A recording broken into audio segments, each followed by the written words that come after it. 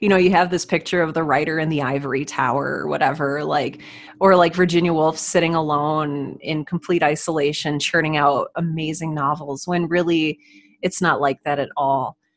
The inspiration comes from other people, inspiration for characters, inspiration to keep going. The community keeps you invested in what you're doing. They keep you caring about yourself. There's just, it seems like a solo project, but it's not.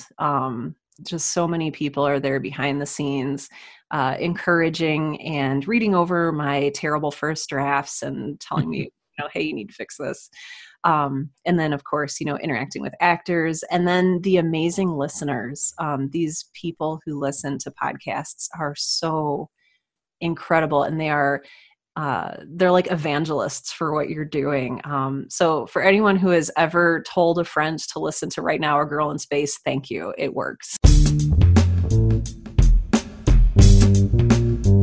From cave drawings to family histories to stories around the fire, humans crave order among chaos, connection amid isolation. So we tell stories. Our mission at the Storytellers Network is to bring the art of story to the masses. Whether you're in marketing, you're an entrepreneur, or you're developing your own personal brand, telling your story effectively can make the difference between celebrating milestones and collecting unemployment. The Storytellers Network strives to help storytellers tell their stories so you can learn from the best. Now, your host, Dan Moyle. Welcome to the Storytellers Network. I'm so excited that you're here today as we kick off the Entertainment Storytellers season. We've got a huge opportunity today to bring you an amazing storyteller of a fantastic podcast, an audio drama, among other things. She is just a terrific storyteller. And so I'm excited to get to my guest in just a moment here. I will do that. But before I do, just a real quick reminder, the storytellersnetwork.com is the place for all your resources for telling better stories, the past podcast guests, past episodes, all that kind of stuff. Great resources for you to tell a better story. It is the place to be, the storytellersnetwork.com for that. So today's guest, she's a professional podcaster, a writer, an editor, a coach, a speaker, a voice actor, a ghostwriter, a contributor to Forbes, founder of the Right Now podcast, a TEDx speaker. She's also the writer, editor, and executive producer of the hit audio drama Girl in Space. Sarah Rhea Werner is an entertainment storyteller and a huge supporter of audio dramas in general, which are fictional podcasts that tell a story to entertain. So that's my guest today. I'm so excited. You were going to get an amazing experience with Sarah. So without further ado, let's get to Sarah's stories. So Sarah, I just really do appreciate you joining the Storytellers Network today. Thanks for making time and welcome to the show. Thank you. Thank you for inviting me. I'm so excited to be here. So thank you. Well, the feeling's mutual. I have been a fan of Girl in Space podcast since we met way back at, I believe it was Podfest. Yeah. And I understand that there are fictional podcasts, but I hadn't listened to any. When you introduced me to audio dramas, I of course looked up yours, and like no kidding, yours has been my favorite. Thank you. So you're welcome. And so I was really excited to have you on the show today. Clearly, you are a storyteller. Thank you. Right? I mean, right? Like that's an assumption, but you are, right? I hope so. I mean, as much as anyone else, I think I'd like that to be my answer. There you go. So for you, Sarah, where does that start? Can you look back over your life and say, okay, here's where I kind of figured out that I was a storyteller and I wanted to do this thing full time?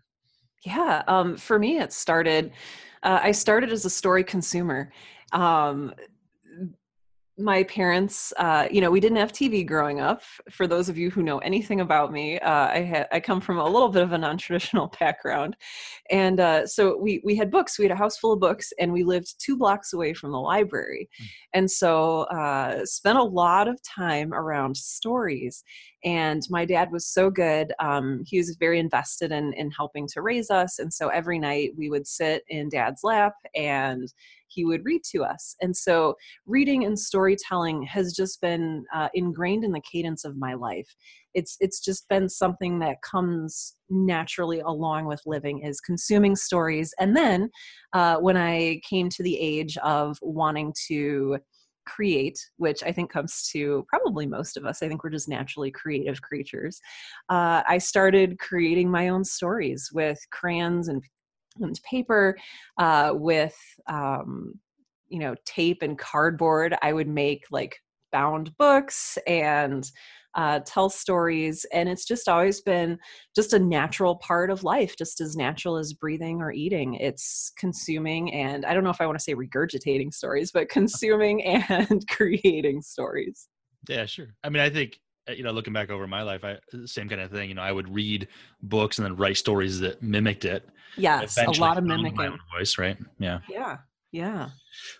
So when you began to kind of, when you became an adult and got a job and everything else, did storytelling play a part in that for you, or did you have to kind of make this your hobby? Like, how did that look for you? Oh, what a great question. Oh, man. So I wrote all through high school, and then, you go to college and you have all this assigned work and there's not really time to create your own stuff. And so that was a strange time for me. And I found myself creating within the cracks of life and taking classes that allowed me to create. So I felt like I was cheating a little bit, like, ooh, they have a creative writing course. Oh yeah, I can create and, get quote unquote paid for it, or quote unquote get credit for it. So I would do that and find a way, consciously or unconsciously, to do that. But then when I entered the workforce, college is tiring and you're doing a lot, but it's nothing compared to being an adult with a job and rent to pay and food to buy. And so I found myself working and then coming home exhausted and feeling very divided and very desperate about, where can I fit story into my life? And so I fell into a pattern of just pure consumption. So I would come home from work, make dinner, or more likely order takeout or have it delivered. And I would watch Futurama, or I would watch Buffy the Vampire Slayer, or I would watch Alias, or, whatever DVD sets the pawn shop had. Like, that's where I was getting stuff. Cause I was poor. I graduated in the recession and had all of, $100 to my name. So I just started like consuming stories, and it was satisfying, but it wasn't fulfilling. It wasn't what I needed to be doing. It didn't match the drive that I needed to create. And so I started, for whatever reason, I didn't recognize that at the time. I think sometimes we get out of creating and we don't remember that that's what is important to us and what's necessary for us. And so by chance, I joined a Dungeons and Dragons group with some friends, and that allowed me to start storytelling again. And I was like, oh, I missed this. I missed this. And so I was playing D&D, and I was writing little blog posts about my character, and I just kind of like went off and like wrote essentially like a novel about my D&D character, and was like, this is where I find joy. For me, it doesn't even matter what story I'm telling. Like, it's, as long as I'm creating and writing and discovering along the way, it feels good. Eventually I got to the point where I was writing creatively. I had identified that was something that I needed. I had moved to Sioux Falls, South Dakota, where I am now. And I was working for a bank, and I think it was something that a lot of working adults struggle with, and that is the creative balance and fitting that in with the already seemingly impossible task of finding work-life balance. Like, how do you even wedge a creative project into work-life balance? And I'm just rambling, so feel free to stop me whenever. Oh yeah, no, this is great.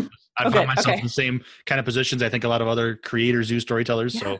Yeah. And it's frustrating. And you start to think of your job as like soul sucking or taking something away from you, when really you need to be investing in yourself and finding the time to do that. And so once again, I started creating in the cracks. I started writing a little bit before work. I started writing over my lunch break or reading over my lunch break.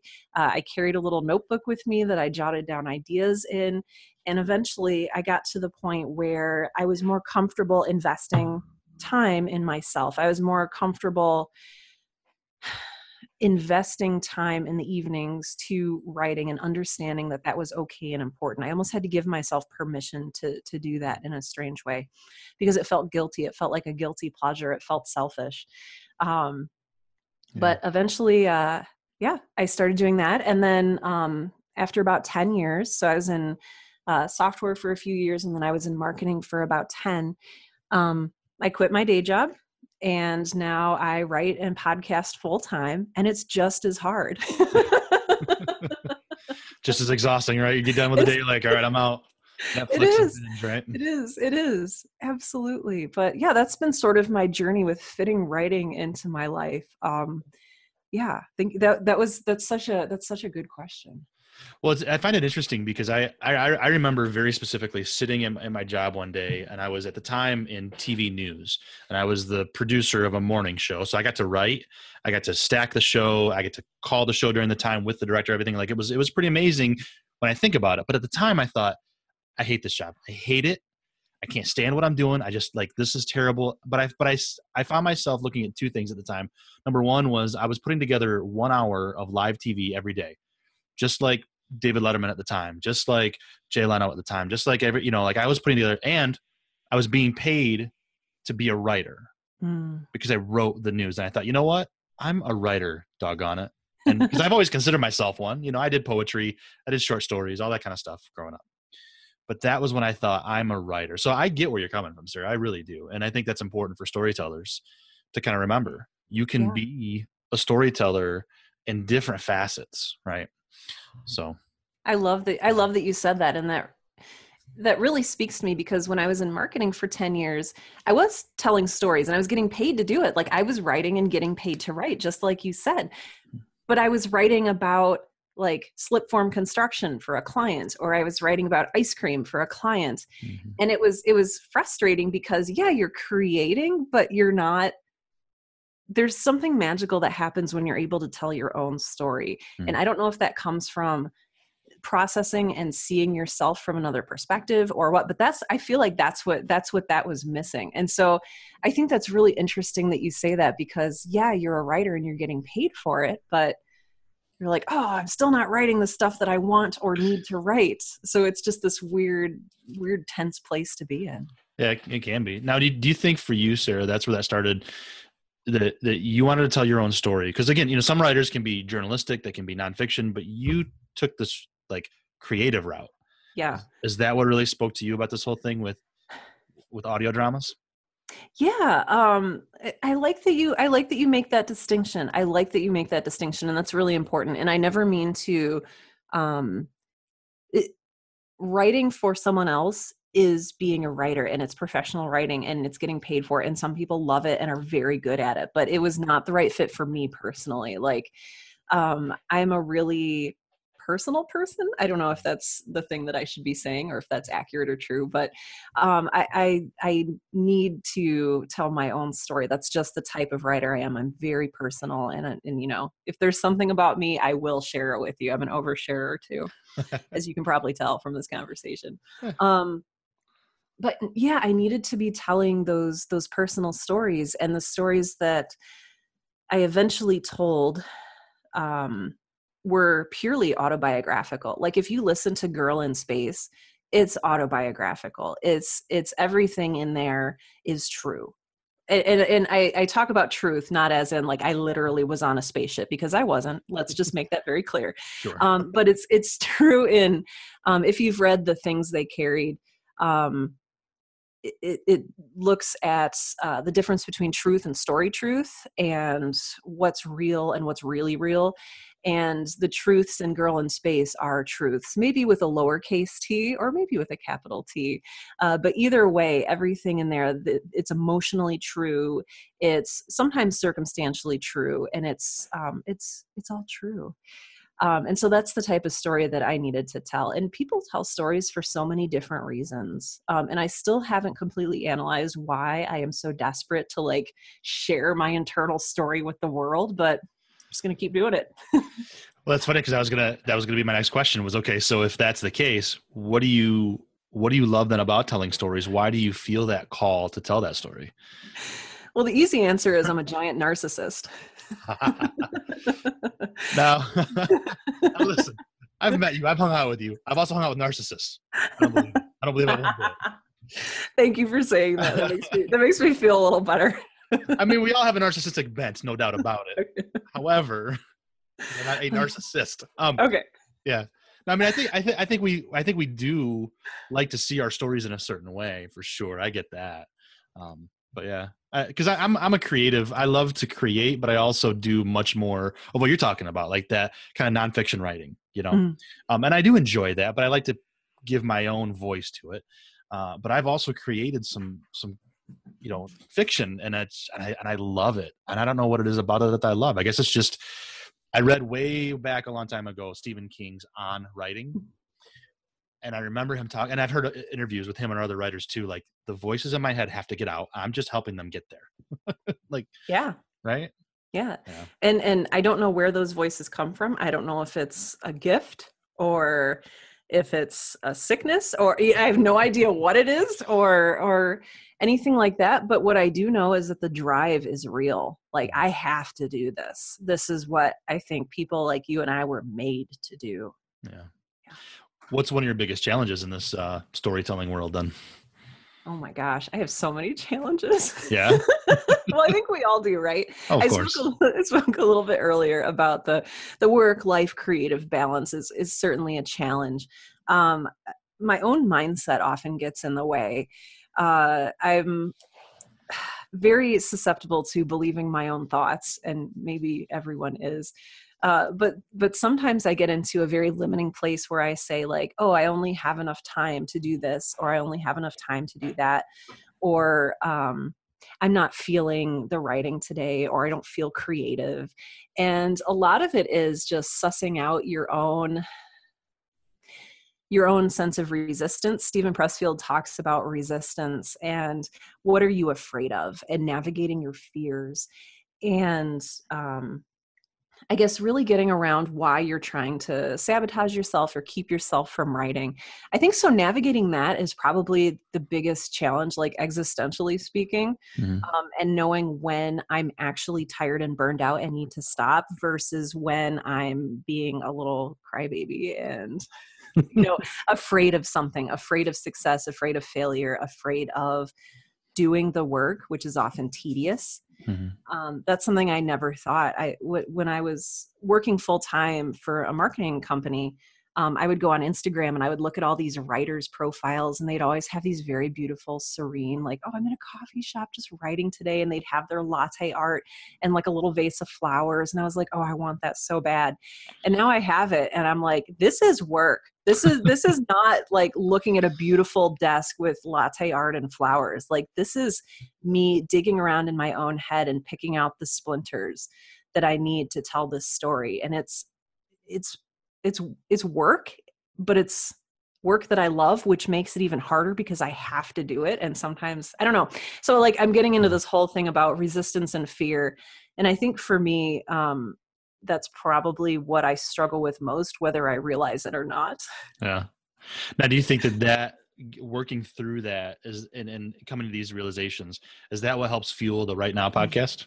Yes. Oh yeah. I didn't even realize that that's why I started doing it, but it's like my discovery place. It's my meta place. Like, every single one of those episodes has been like, oh, Sarah discovers something new about writing and shares it with you because she needs to. Yeah. She will fall down.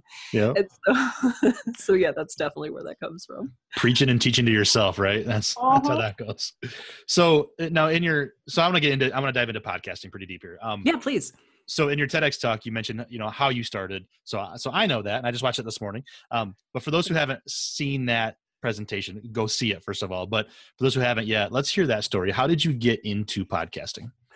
So I started, my podcasting journey started with writing. I wanted to start a blog, and I did. And it was called The Outlaw Novelist. And no, you can't find it, so don't even try. And initially, its mission was initially the same thing as the Right Now podcast. And the mission was to help other writers to deal with the tension in their lives, deal with the stress, deal with finding the right balance, and actually get out there and write and live this thing that they were created to do. And so that's really what I wanted to help people do. So I started this blog, and I was like writing these blog posts and feeling really good about it and putting in tons of work, like 8 hours of blog posts, making sure it was perfect, because as a writer, I felt that I needed the writing to be perfect for this writing blog, right? Because that's the trust signal that I'm sending out, is nobody's going to, in my mind, I thought, nobody's going to follow my advice on writing if I am not a flawless writer. And so there was a lot of pressure there too. But nobody read my blog because there are millions and billions of blogs out there, many of which are already established. And so it was just frustrating. And since I was working in marketing at the time, I understood the analytics behind the blog. And I was like, oh man, like nobody's finding this, nobody's reading it. And so my good friend, Peter Adal, who I love to shout out because he's such a delightful human being, said, Sarah, you should really start a podcast. And I was like, I don't know what that is. And this was back in, I think, probably 2013, and it's weird because we've come so far in just like 3 or 4 years. It's so bizarre. But there weren't a lot of women in podcasting at that time, even just, 4 or 5 years ago. It's incredible. And so actually maybe it's more like 6 years now because time goes faster than I allow it to in my mind. Amen.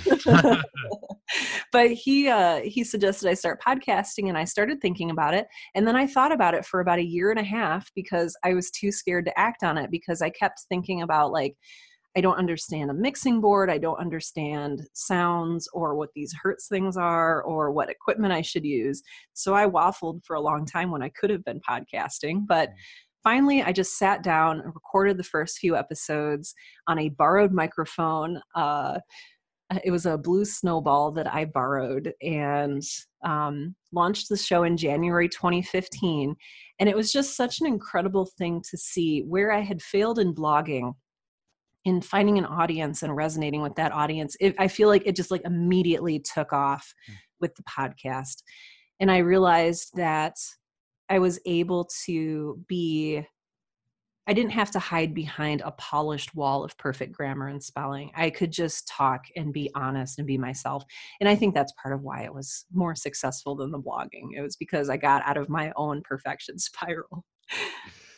And it's funny because I'm sure a lot of storytellers feel kind of that same way of like, I have to be perfect to present myself. And in reality, you just got to be authentic. Yeah. And it's funny because I mentioned that at one point. I had an interview with Seth Godin, and I asked him about authenticity, and he was like, I think it was Seth. And he says, you don't want an authentic doctor. Like you authenticity is just not. And I thought, well, kind of going a little bit further, but that's okay. I'm not going to debate you, but I really do believe in that authenticity. Like if my writing isn't perfect, that's okay. But if it's consistent and it's me, and if it resonates with you, great. Right. Yeah. So anyway, that's how we connect. I mean, and if you want to connect with your doctor, then like him being authentic or her being authentic is important. Yeah. But that's not why we go to the doctor. I mean, unless you're really lonely and bored. Which gets to be a really expensive friend. But anyway. Yeah. So you have this Right Now podcast going on. You're connecting with people, and you're probably hearing from your audience then, right? Because you are connecting. What was that like to start to hear from your audience? Weird. I'm an introvert. I think, well, I don't know. I want to say many writers are introverts, but many writers are also extroverts. So no, I spent so much of my life feeling like I wasn't seen. And there was a little bit of safety in that, because if you're like this invisible person, you can kind of just like put yourself out there, put your work out there without any repercussion, without any feedback or any potential criticism. But the thing about publishing and putting yourself out there and engaging with people is the other side of engagement, which is response. And so I started getting emails and actual mail. I got letters from people because I had a PO box, and people could send me letters and mail and manuscript. I got all sorts of things. But the emails were just so, I don't even know if I have the right word for it. I don't want to say interesting. They were so personal. They were so authentic, and it was authentic in the way that I was authentic in the show. And I was like, this is very interesting, because if you give at a certain level, people give back at that level, which, and so we started this very interesting conversation.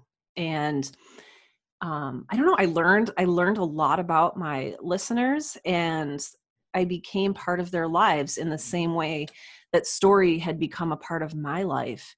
And my story was part of their life. And it was just a really cool way connect with people in a new way, and to see my words resonating within their lives and seeing their lives resonate out into the world through their own stories. Some of the most common feedback I get is, thank you for doing this podcast. I wouldn't have published my novel without you. And like, that's everything. Like, I don't know, just having a mission and then actually seeing the mission fulfilled when it feels so impossible when you first start, it's incredible. It's incredible. That gives me chills. Yeah. Yeah, that's incredible. So how do you go from this nonfiction teaching podcast into an audio drama? What was that transition? I blame pulsating. I'd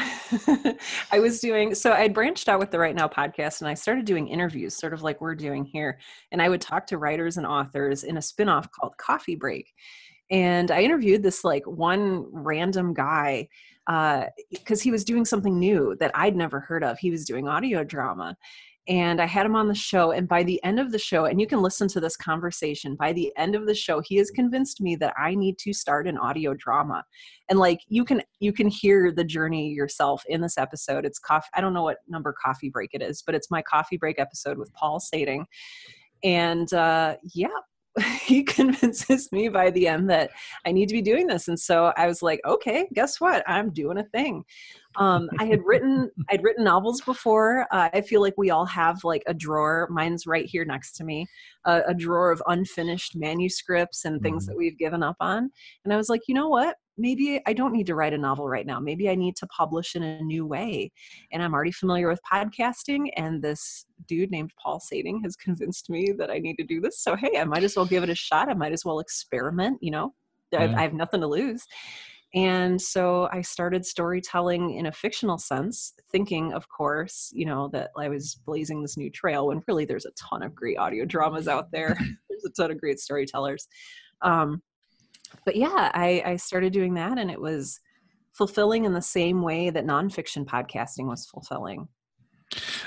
Now, I love the idea of him convincing you at the end of an episode of an interview, because I've had several podcast interviews, me as the guest, and you walk away, or me as talking to people, and I'm like, I'm so inspired, so I get it.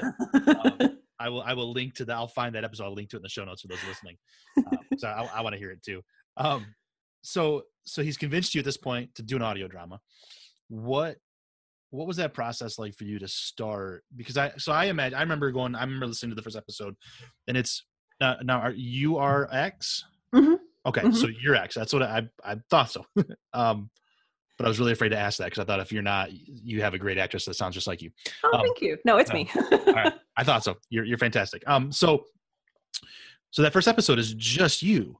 Well, eventually you get other people involved. So what is that like now it's a production. Like, I expect to see this on Netflix someday. This is a production. How is that journey? Oh yeah. Those of you who are listening can't see the face that I'm making, but there's going to be some news coming soon. Okay. So in my excitement, I totally forgot your question, because I got really excited. That's okay. That's all right. I'm excited too. What was that like? That journey? Yeah. Because I imagine voice actors, because I have one rolling on in my head right now, an audio drama in my head. You should do it. I know my writing partner, who happens to be my cousin out in California, is busier than I am. Much like the servant leadership, it's just this badge that we wear. No, suffering is not a badge, just like busy is not a badge. But she is genuinely very busy. She works in TV. And I really want to do this with her, and we just don't have the time at the moment, but we're going to make time. Good. But I'm already thinking like voice actors, what's going to cost me. It's going to like all these things. Yeah. How did you just launch Girl in Space? I did it in a way that was conducive to where I was at the time, which it sounds like maybe would be true for you as well. But it was maybe not the best way logistics wise to do it. So what I did was I wrote the first episode, and like you said, it's just me. And so I just recorded my voice, and then I like figured out sound effects, and I was like, oh, I can put music behind this, and that's really cool. So it was like I treated it like a learning experience, because that's what it was. And then I like launched it and I was like, yay, I have an audio drama episode out there in the wild. And then it took off. And I was like, oh no, I don't have a second episode. Oh snap! Now what? I know, because I just assumed I assumed when I started that it was just going to flop, and I was like, I'm doing this as an experiment, as a learning experience, as something fulfilling for me. It doesn't necessarily need to be for anyone else. I'll just put it out there. Yeah, and then it took off, and people were like, "When's episode 2?" And I'm like, So yeah, so at that point, and every episode has been like that. Like I am still like episode 12 is out there. Mm-hmm. It came out at Christmas. I am still writing episode 13. Mm-hmm. And everybody's like, is this show dead? What's good? I'm like, no, I'm still writing it. I just made the mistake of not writing the whole thing first. You're right. But that's how it worked. It fills in the cracks. Like that's how it worked with my life. So I launched that first episode and then I was like, well, and I think it was my husband who told me like, hey, you should have some more characters so that people don't get bored listening to it. And I was like, okay. And I don't know if I would have made that same decision again. Like I like where the show has gone, but I don't like that I made a decision out of that fear mindset that we talked about earlier, that I was afraid that people would get bored, or I was I wouldn't have made the same decision because of that reason. That being said, I love my cast. They're all friends and family. So Charlotte, the robot, is my mother-in-law. And whenever I have a new episode ready, I go over to her house and we go down to the basement and we set up some blankets and towels everywhere. And she records in between the heater going on and off, which is just awesome. It's delightful. And then the other actors are all my brother-in-law and his roommates. They had all been living in a house at the time or like near that house. And so that was just his circle of friends that he knew. And other voices that have come in since then, Danny the intern is played by Jamie Killen, who has a really cool horror. I love horror. So she has a really cool horror podcast called Spines.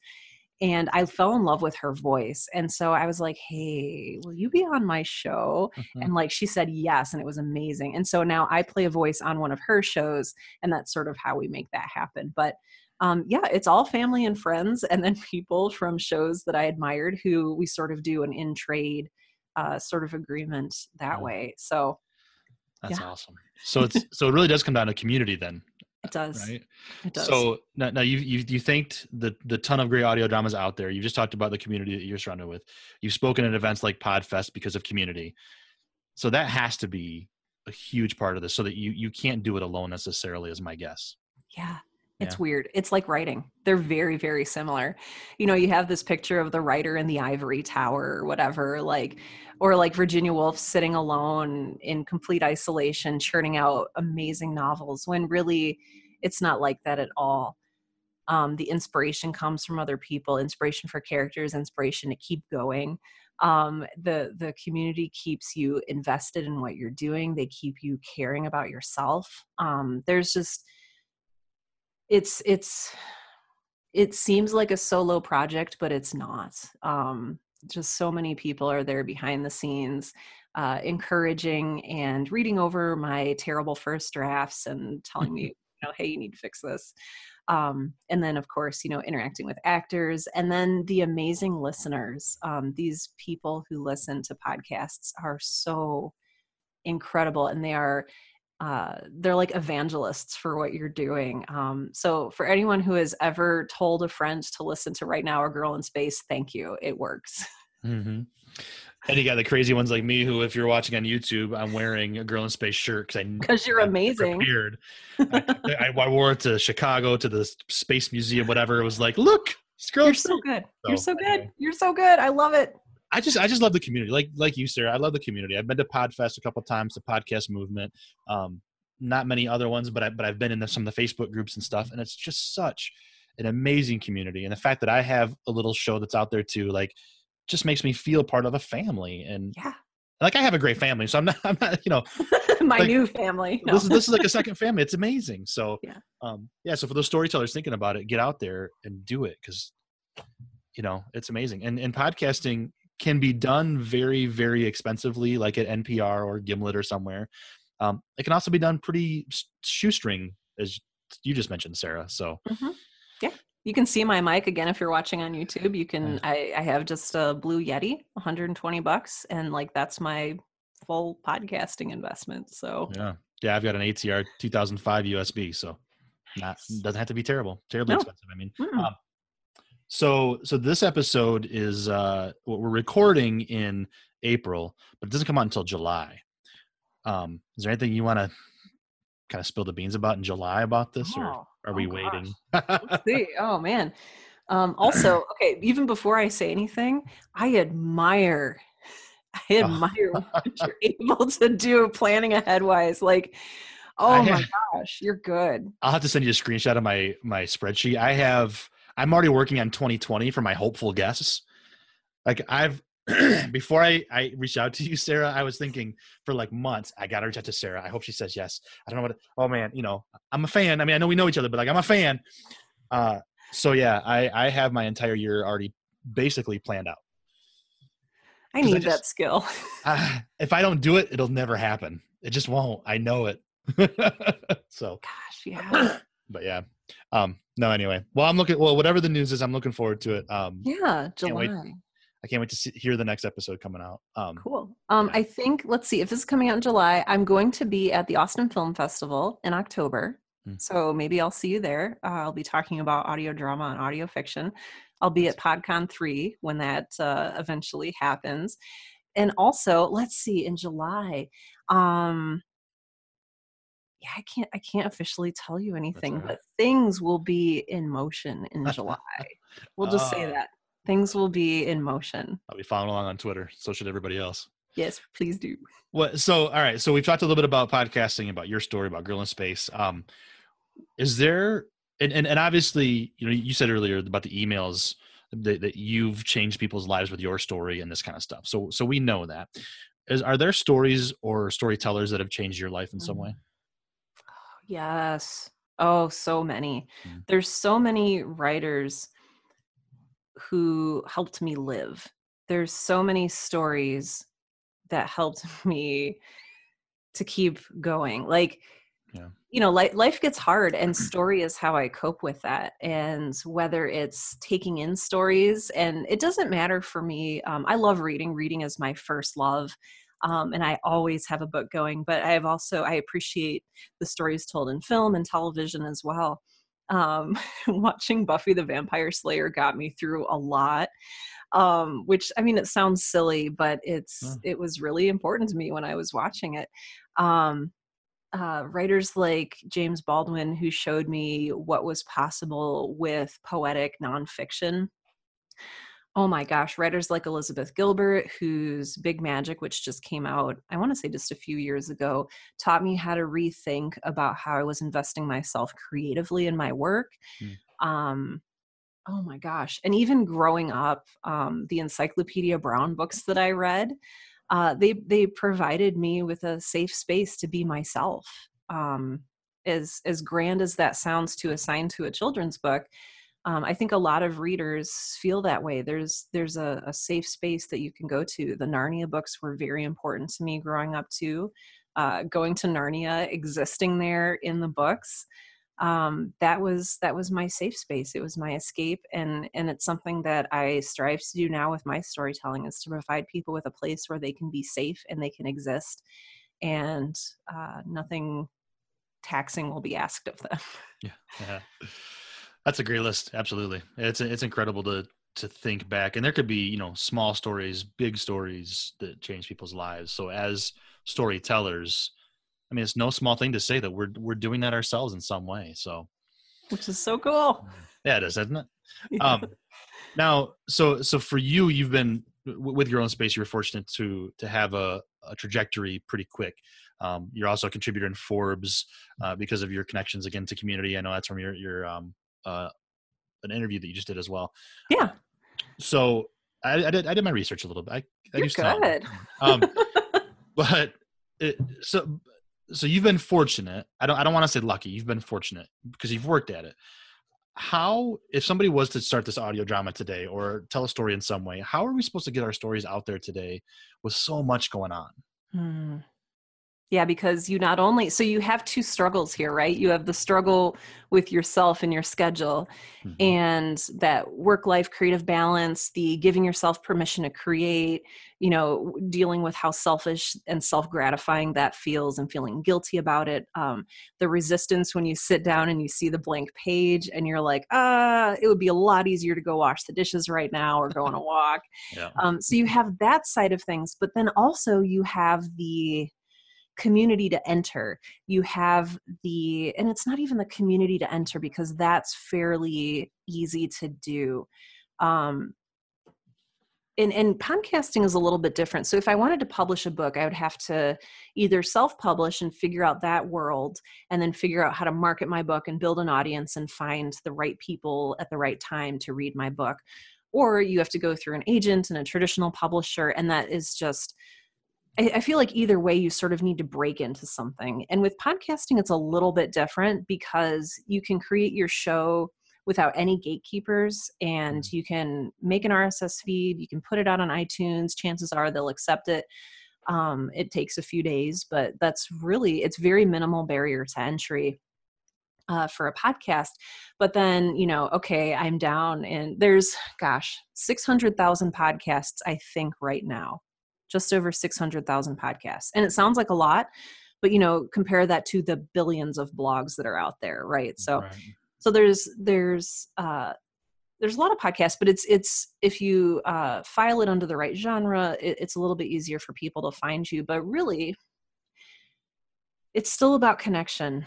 It's about connection. It's not about buying an ad somewhere. It's not about putting up a billboard in your town. I mean, unless you have a podcast about local news or something, in which case a billboard might make sense.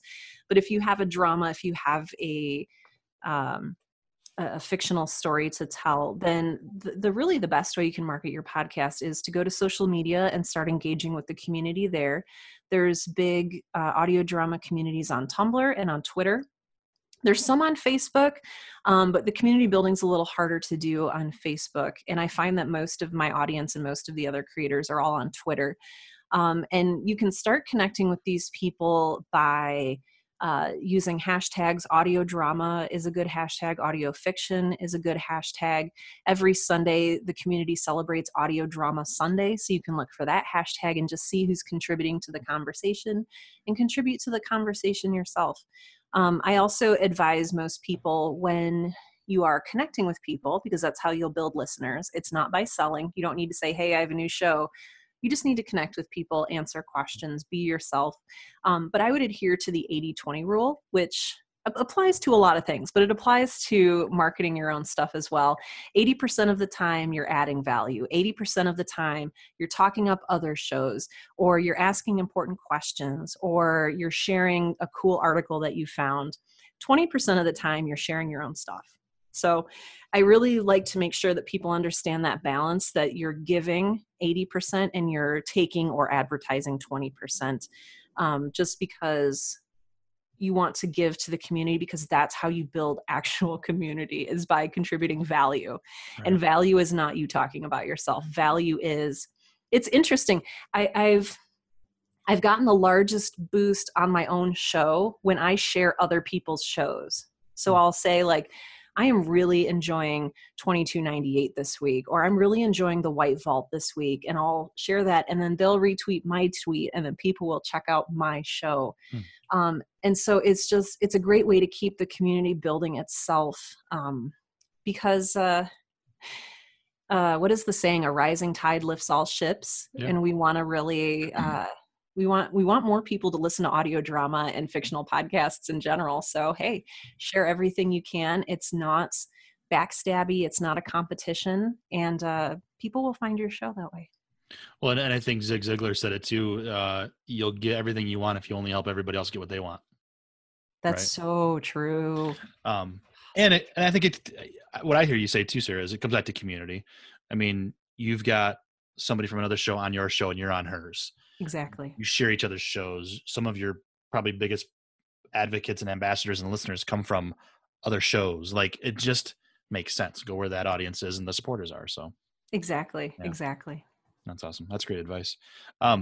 So I'll get to my last question here in just a second, but I want to make sure, and I'll include show links. Oh, thank you. Links in my show notes to everything. But is there any particular place that you send people to that's the best, at least single resource or whatever that you send people to?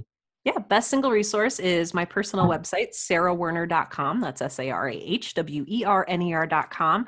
Links to all my shows, all my social media, everything. Everything is out there. Upcoming speaking gigs, if you want to come see me at like a podfest or a podcast movement or something like that. Yep, sarahwerner.com. And let's hang out. Yeah, we'll link that and then some other ones too in there, including your TEDx talk. So thank you.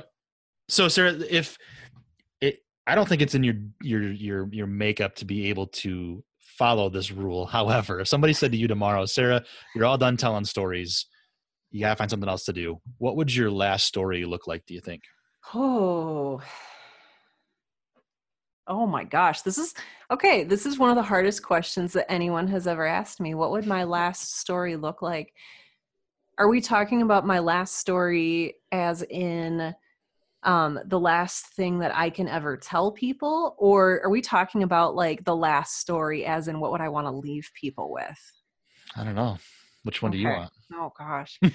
Like you said that and immediately I thought explosions. Like I was like, I want to go out with a bang. Yeah. Let's do it.